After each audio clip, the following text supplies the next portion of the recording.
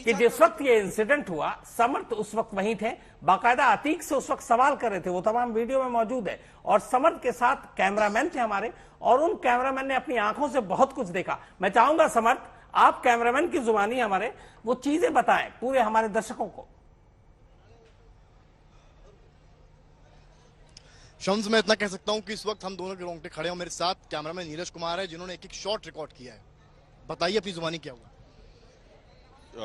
बहुत लंबा करियर हो गया, लेकिन इस तरीके का शूट आउट मैंने अपनी लाइफ में कवर नहीं किया। दंगे बहुत देखे, बहुत कुछ देखा, लेकिन जब पुलिस अंदर आई और हम लोग कैजुअली साथ में आ रहे थे, अमूमन ऐसा होता है कि कोई क्रिमिनल आता है तो हम लोग साथ में उसको कवर करते हुए जाते हैं, और एकदम से हम इंतजार कर रहे थे काफी देर। बिल्कुल, हम लोग करीब आधे घंटे से वेट कर रहे थे कि अतीक अहमद आएगा, और हम लोग उसको उसकी बाइट के लिए इंतजार कर रहे थे कि एक शब्द वो बोलेगा। और जैसे करना यहीं से शुरू कर, बिल्कुल यहाँ से जैसे ही आप बात करना शुरू करते हैं और हम लोग पीछे पीछे जाते हैं, और जैसे ही बोलना शुरू करता है, जैसे ही अतीक अहमद और असद वो उसका भाई बोलना शुरू करता है, और एकदम से तड़तड़ाहट की आवाज आती है, और ऐसे लगता है कि जैसे पटाखे दगने लगे। मैं अपने आंखों के सामने धुआं देख पाता हूँ। एकदम से आप धुआं देख पाते हैं, मुझे एक हल्का सा बर्न नजर आता है, और मैं 2 कदम पीछे हटके मैं देखता हूं, और एकदम से फायर, और सब तितर बितर हो जाते हैं, इंक्लूडिंग जितने पुलिस वाले थे, उनको भी समझ में नहीं आया, और वो एकदम से पीछे हटे। समर्थ, एक बार बताइए कि उनकी पोजीशन क्या थी, उन तीनों की? क्या ये देख पाए वो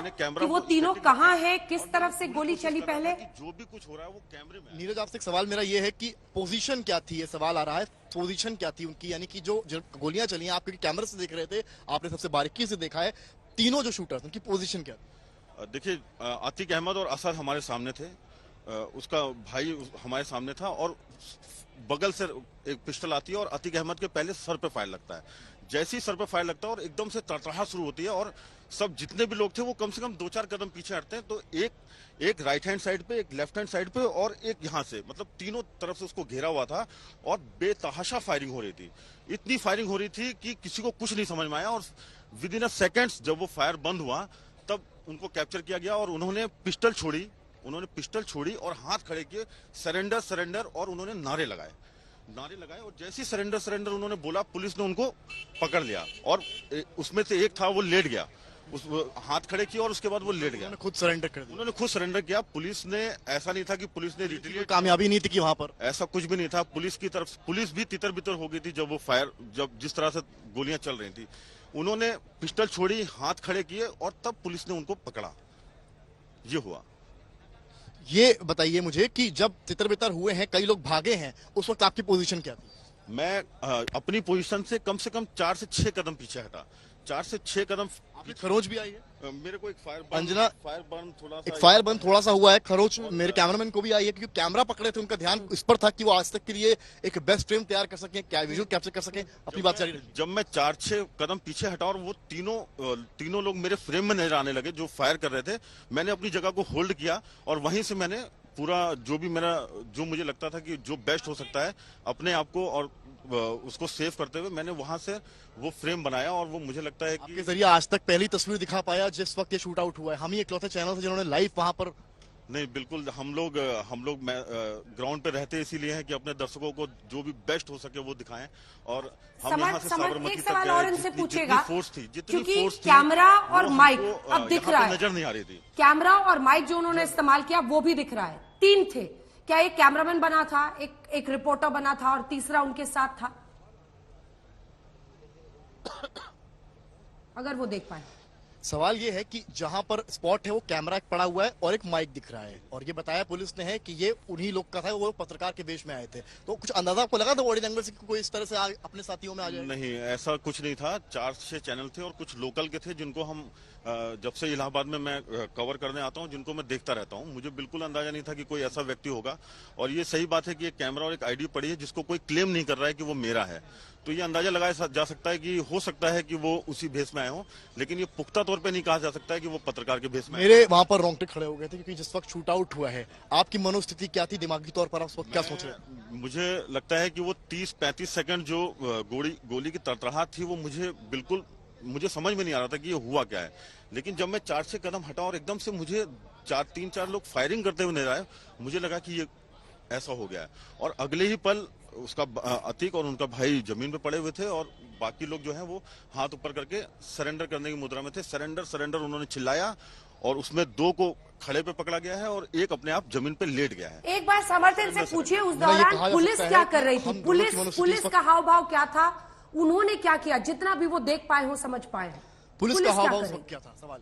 पुलिस नदारत थी, पुलिस आसपास नहीं थी। आप अगर मेरे फ्रेम में देखेंगे तो तीनों शूटर्स ने उन दोनों भाइयों को घेर के रखा हुआ है और पुलिस कहीं भी फ्रेम में नहीं है। पुलिस अपनी खुद जान बचा रही थी। बिल्कुल जान बचा रही थी, बिल्कुल जान बचा रही थी पुलिस। आपको मैंने वाइट खोल उस बात की फिक्र नहीं थी वहाँ कितने पत्रकार खड़े हैं।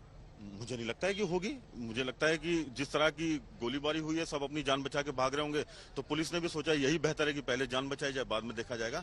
मैंने अपना लेकिन आज तक की टीम वहाँ पर मौजूद है। मैंने अपने कैमरे का वाइड फ्रेम खोला ताकि एक भी शॉट मेरा मिस ना हो पाए। मैंने अपनी पोजीशन ली और मैंने वाइड फ्रेम खोला और जिस तरह से था वो जो भी उस स्थिति में मैं मूवमेंट कर पाया वो मैंने किया। लेकिन पूरे फ्रेम में आप देखेंगे आप पुलिस नहीं है।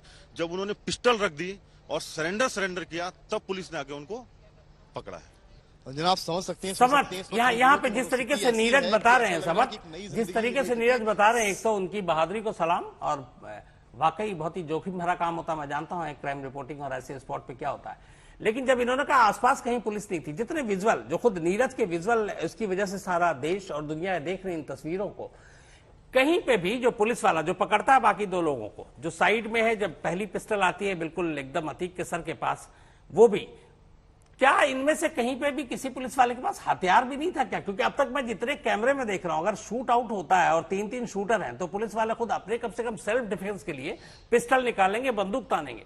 जितनी तस्वीर मैं देख रहा हूं, हो सकता है बाकी के पुलिस वालों के पास हथियार हो, लेकिन इनमें से मुझे किसी के पास हथियार दिखाई नहीं दे रहा। आप लगातार फॉलो कर रहे हैं कारवां को, क्या बिना हथियार के पुलिस अतीक और उसके भाई को प्रोटेक्शन दे रही थी?